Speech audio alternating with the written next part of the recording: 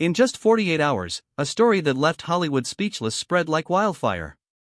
The Brentwood home, once a sanctuary of laughter, timeless scripts, and a lifelong friendship, became a focal point of grief and unanswered questions. As the world mourned, Billy Crystal, Rob Reiner's closest friend for nearly half a century, appeared in an emotional memorial video. But what stunned the public weren't just the tears, it was the heavy confessions and the unspoken warnings that suggested this tragedy may have been foreshadowed in the shadows of the Reiner household. Today at Prestige Buzz, we look back at what Billy Crystal knew, what he tried to say, and the chilling final encounter that haunts him to this day. If Rob Reiner was part of your cinematic memories, stay until the end and leave a heart in the comments to commemorate his legacy.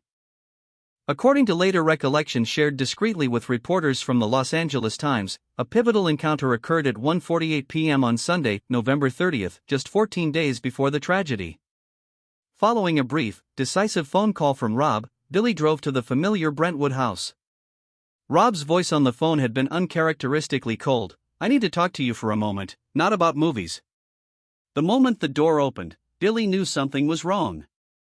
The usually neat, energetic Rob Reiner stood before him looking unusually tired, his clothes wrinkled, and his hair unkempt. When they shook hands, Billy felt a weak grip, as if a prolonged tension had drained Rob's physical strength. Inside, the house was unnervingly silent. No television, no music, habits that were never absent during Billy's visits. Rob poured a glass of water but never took a sip. His eyes constantly darted toward the hallway leading deeper into the house. Billy later remarked that this small detail sent chills down his spine. Rob had never seemed so tense in his own haven. After a heavy silence, Rob finally spoke in a hoarse, deep voice, "Things are in turmoil in my family. I haven't told anyone, but I'm exhausted." Rob began to detail a series of incidents involving his son, Nick Reiner. He described a serious incident in early November that had triggered unusual outbursts of anger and sudden temper tantrums. The atmosphere had become so volatile that Rob's wife, Michelle, frequently had to avoid Nick to prevent arguments from escalating. Rob recounted a heated argument that had occurred around Thanksgiving, a dispute over finances and the burden of care. But the most terrifying realization for Rob wasn't the argument itself, it was the fact that he could no longer predict his son's reactions. As Rob sat with his head in his hands, the image of utter hopelessness burned into Billy's memory. Rob explained that he was trying to keep Nick close, believing that parental presence was the only thing keeping his son balanced. Then came the sentence that would haunt Billy for months. "I'm afraid that if I push him away, I'll be the last one to break him." Billy reacted more forcefully than ever before. He warned Rob that by staying silent, he was putting himself and Michelle in a dangerous situation. He stressed that family love requires boundaries, not more silence. Rob listened, his eyes weary, but he ultimately demurred. He saw Nick not as a danger, but as someone who had suffered too much, someone who might fall apart completely if the wrong decision was made.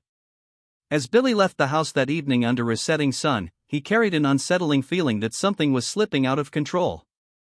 When the news of the Brentwood incident broke, Billy's first reaction was disbelief.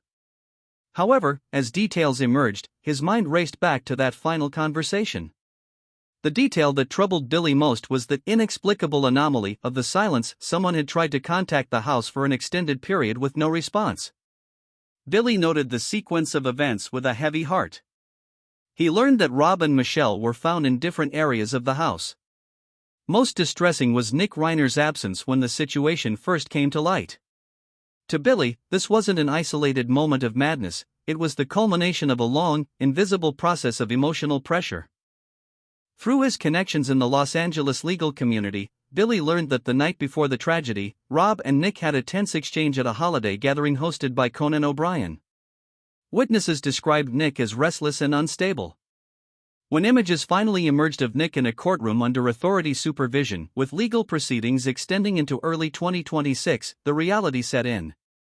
For Billy, it was the collapse of the hope Rob had cherished for years. He realized that the film Being Charlie, which Rob directed and Nick co-wrote, wasn't just a movie, it was Rob's last-ditch effort to guide his son toward peace. In the wake of the loss, Billy Crystal withdrew. He stopped visiting his usual haunts and declined all television invitations. He couldn't bear to hear Rob's name without losing his composure. His greatest burden became the what-ifs. He blamed himself for being a good listener but not a firm enough protector.